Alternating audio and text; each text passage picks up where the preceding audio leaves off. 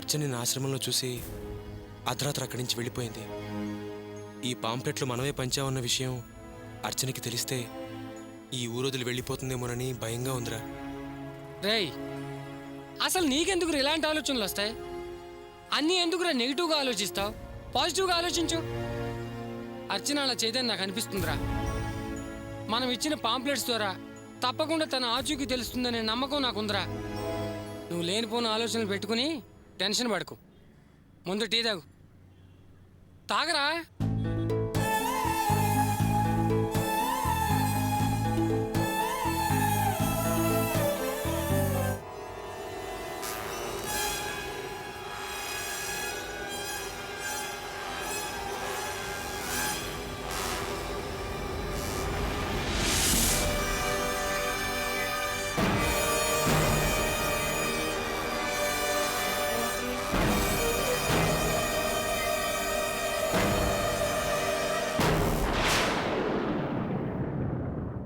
రంభా అక్క, ఒకసారి ఇలా రా.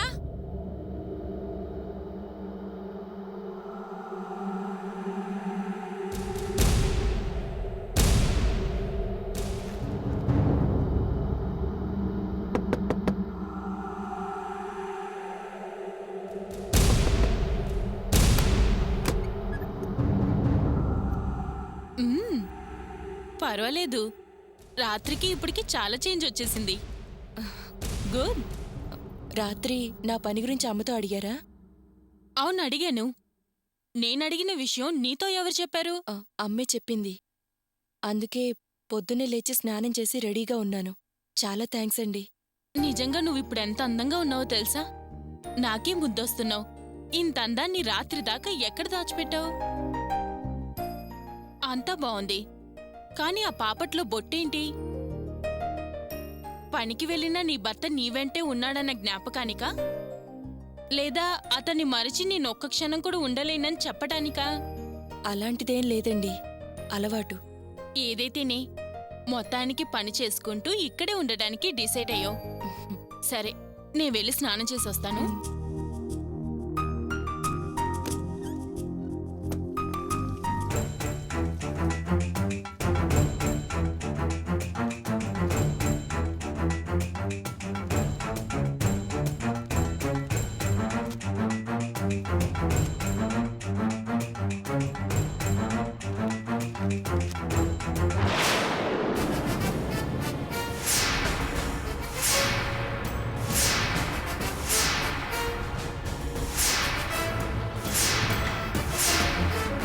అర్చన,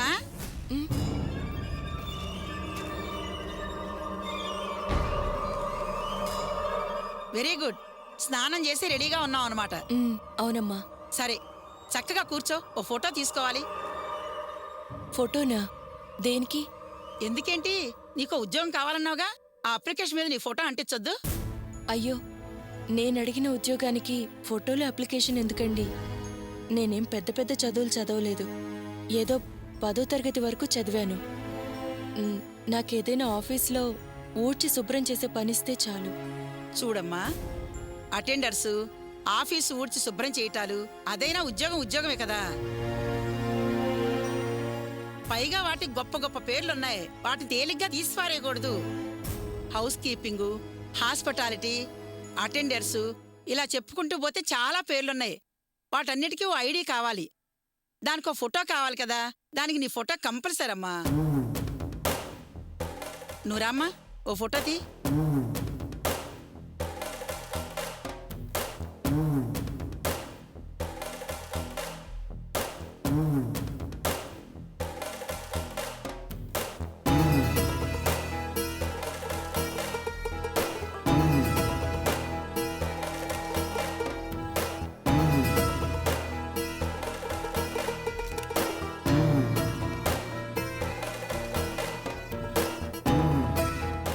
చాలు మేడం.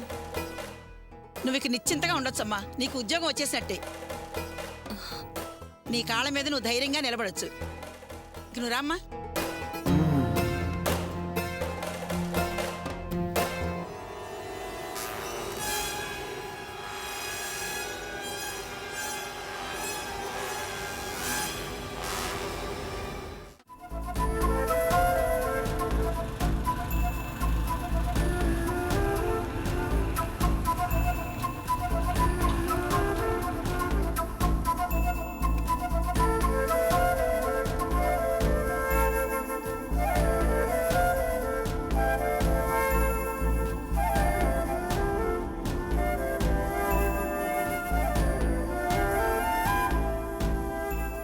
బావా 11 అయిందిరా. ఏనా తిందాం రారా, నాకు ఆకలి మండిపోతుంది రా. ఎందుకురా తిందామని చంపుకు తింటావు? నాకు ఆకలిస్తే నేను తిన్నా, నువ్వు వెళ్ళి తిను. రేయ్, నీకు ఆకలిస్తుందో లేదో నాకు తెలీదా? నువ్వేనా నాకు కొత్తగా పరిచయం అయ్యావా? ఆకలి లేదని కడు పెండ కట్టుకుంటే ఆరోగ్యం పాడవుతుంది. రారా నా మాటేని. ఏం పర్వాలేదురా, మనసు బాగాలేనప్పుడు ఆరోగ్యం పాడైపోతే ఏం నష్టం లేదు. అర్చన కనిపిస్తుందేమోనని పాంప్లెట్లేసి పేపర్లో పెట్టి పంచాం. కానీ ఇంతవరకు అర్చన ఎక్కడుందో తెలియలేదు. అసలు తను ఎక్కడుందో, ఎలా ఉందో, ఏం చేస్తోంది? రే బావా, నాకు ఆకలి వేయట్లేదు, నువ్వు వెళ్ళి తినరా.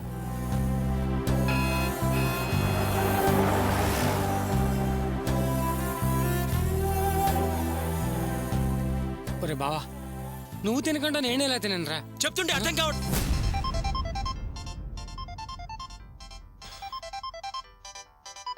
బావా, ఇంటి నుంచి అమ్మ వాళ్ళ ఫోను. వాళ్ళు అడిగే ప్రశ్నలకు నేను సమాధానం చెప్పలేను. నువ్వే ఏదో ఒకటి మాట్లాడు.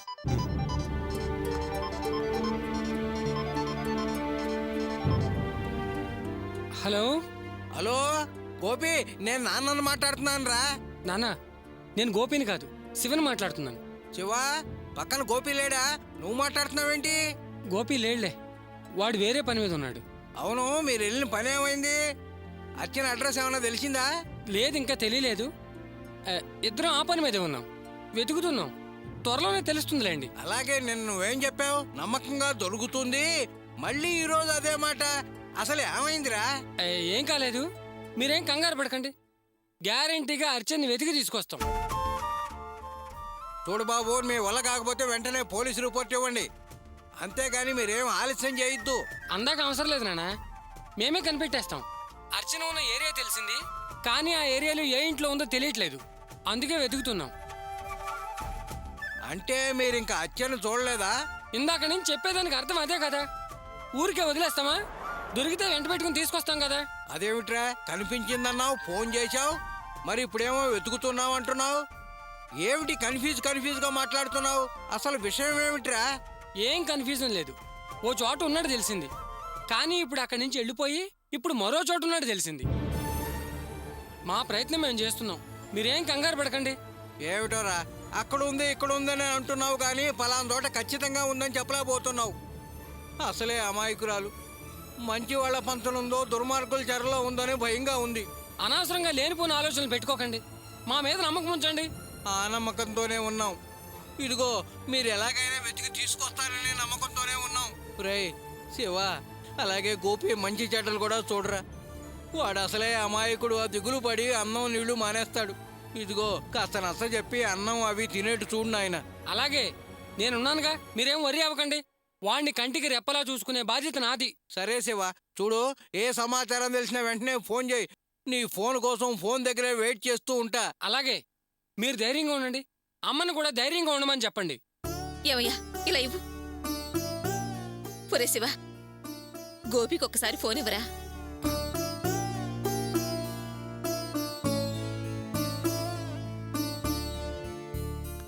ఒరే బావా, అమ్మ మాట్లాడుతుందంటే ఒకసారి మాట్లాడరా. నేనే మాట్లాడను, నువ్వే మాట్లాడు. అది కాదురా, అమ్మ లైన్లో ఉందిరా, ఒకసారి మాట్లాడు.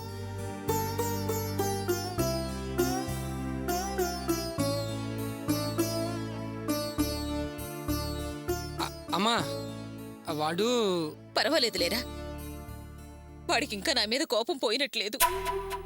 అందుకే మాట్లాడటానికి కూడా ఇష్టపడడం లేదు. నువ్వే వాడిని జాగ్రత్తగా చూసుకో. సరేనమ్మా. పస్తులుండకుండా చూడు. ఉంటాను. సరేనమ్మా, నేనున్నానుగా, మీరేం బాధపడకండి. అలాగే, జాగ్రత్త. అలాగేనమ్మా.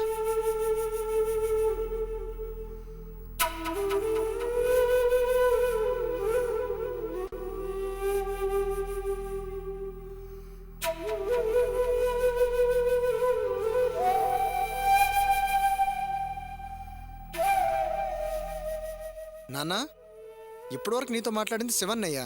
అవునరా, గోపి మాట్లాడలేదు. అర్చన శివన చూసి వేరే చోటుకు వెళ్ళిపోయిందట. వదినింక దొరకదా నాన్నా? అదేమిటమ్మా అలాంటావు? వెతుకుతున్నారు కదా. నాన్నా, వదినకి వేరే ప్రమాదం ఏమీ జరగలేదు కదా?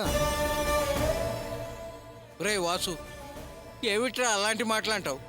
అర్చన మన కుటుంబానికి చెందిన అమ్మాయిరా. ఏ ప్రమాదం జరగదు. దేవుడు మనకు అన్యాయం చేయడురా. నాకు ఆలస్యం అయిన కొద్దీ గోపి విషయంలోనే భయంగా ఉందిరా. నాకు వాడి గురించేనయ్యా బెంగ. వాడిక్కడే తిండి మానేసి నీరసించి అరప్రాణంతో ఉన్నాడు.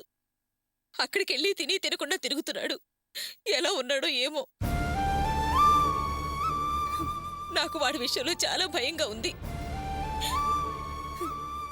ఏడుకొండలవాడ, వెంకట్రమణ, నా కొడుకుని జాగ్రత్తగా చూడు తండ్రి. నా కొడుకుని నా దగ్గరకు చేర్చు తండ్రి. అమ్మా, ఈ సమయంలో కూడా ఆ దేవుణ్ణి అలా ప్రార్థిస్తావేంటమ్మా? నీ కారణంగా కనిపించకుండా పోయినా వదిన గురించి ప్రార్థించకుండా వెతకడానికి వెళ్ళిన అన్నయ్య గురించి మొక్కుతావే. వదిన ఎలా ఉందని శివన్నయ్యనే ఒక్క మాట కూడా అడగకుండా ఇలా కొడుకు గురించి మాట్లాడటం, ప్రార్థించడం స్వార్థం అవుతుందమ్మా. వదిన్ని బయటికి గెంటింది నువ్వే కదా. ఇదంతా జరిగింది నీ మూలంగానే కదా. ఇంత జరిగినా కూడా నీకు కొంచెం కూడా బాధ కలగడం లేదా? చిన్నదానివి, పెద్ద పెద్ద మాటలు నీకెందుకే? దాని గురించి నేనెందుకు బాధపడాలి? ఆహా, ఎందుకు బాధపడాలి అంట. ఏంటమ్మా ఆ మాటలు? వదిన మన మనిషి కాదా? మన ఇంటికి కాపురానికి వచ్చిన కోడలమ్మా. వదిన గురించి నీకు కొంచెం కూడా ఆలోచన బాధ లేదా? ఏమన్నావే? అది కాపురానికి వచ్చిందా? నిజంగా కాపురానికి వచ్చింది అయితే ఇలా ఎందుకు చేస్తుందే? అందరిళ్లలోనూ అత్త కోడల గొడవలు మామూలేనే. ఒకవేళ అత్తగారి మీద కోపం వస్తే అలిగి పుట్టింటికి వెళ్తుంది. తర్వాత వాళ్ళ వీళ్ళ వెళ్ళి మాట్లాడతారు. మళ్ళీ అత్తగారింటిగా వచ్చేస్తుంది. అంతేగాని ఇలా ఏ సంబంధం లేని దానిలా ఎవరికి చెప్పకుండా పారిపోవడం ఏంటే? పోనీ ఏ బంధువులింటికన్నా వెళ్ళిందా? అది లేదు. ఎక్కడుందో ఎలా ఉందో ఏమైనా తెలిసేటట్టు చేసిందా? అది లేదు. మనకు చెప్పకపోతే పోయింది, వాళ్ళకైనా కాస్త చెప్పుండాలిగా. అలా కాకుండా వెళ్ళిపోయిందని, కాపురానికొచ్చిందని ఎలా అనుకోవాలి? పోనీ జరిగిందేదో జరిగిపోయిందే. అది నాగార్జున సాగర్లో శివను చూసింది. వాడితోనైనా విషయం చెప్పొచ్చుగా. అలా కనపడకుండా ఎందుకు వెళ్ళింది? అలా వెళ్ళిందని మనసులో ఏముందని అర్థం చేసుకోవాలి. ఎలాగైనా మనల్ని చిక్కుల్లో నెట్టాలి అనే ఉద్దేశం ఉన్నట్టు అనుకోవాలిగా. అలా అని తను అనుకున్నప్పుడు మనల్ని ఇబ్బంది పెట్టే వాళ్ళని మనవాళ్ళని ఎలా అనుకోవాలి? వాళ్ళమ్మ గయ్యాళితనంతో మనందరినీ జైల్లో పెట్టించింది. అది మర్చిపోయి మాట్లాడుతున్నావా? దాన్ని బట్టి అర్థమవుతుంది ఏదో పథకం వేసే ఇలా చేస్తున్నారని. అందుకే అలా కనిపించినట్టు కనిపించి పారిపోయింది. ఆ తల్లి కూతుళ్ళు కలిసి మనల్ని బజార్న పడేయడానికే ఇలా పథకాలు వేస్తున్నారే. ఏయ్, నోరు ముయ్యవే. ఏం మాట్లాడుతున్నావే? నోటికొచ్చినట్టు అనవసరంగా మాట్లాడు. తప్పు నువ్వు చేసి తప్పించుకోవడానికి కళ్ళబొల్లి కథలు చెబుతావే. ఏయ్, నువ్వు చేసిన పాపం ఊరికినే పోదే. తప్పు మాట్లాడి తప్పించుకోవాలని ప్రయత్నించకు. నిందలేయటం కాదు, నిజాలు ముందు మనల్ని మనం ప్రశ్నించుకోవాలి. ఛీ! ఏంటయ్యా, నన్ను నోరు ముయ్యమని ఆ పారిపోయిందని పక్క మాట్లాడతావే?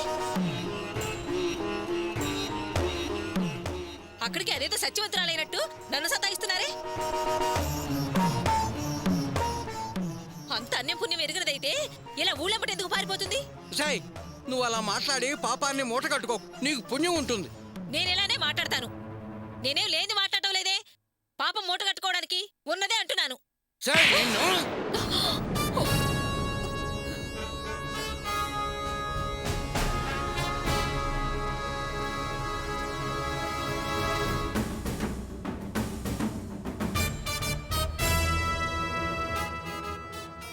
ఏంటి ఉన్నది నువ్వు అనేది? ఇదిగో, కోడల గురించి మరొక మాట అనవసరంగా అన్నావంటే మర్యాదగా ఉండదు. జాగ్రత్త. నిన్ను నానా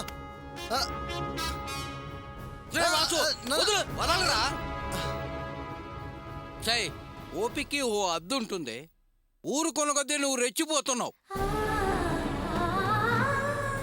రేయ్, నువ్వు వింటూనే ఉన్నావుగా మీ వదిన గురించి అది ఎలా మాట్లాడుతోందో. సై, కోడల్ని గురించి మరొక మాట ఎక్కువ మాట్లాడావంటే సహించేది లేదు. ఛీ!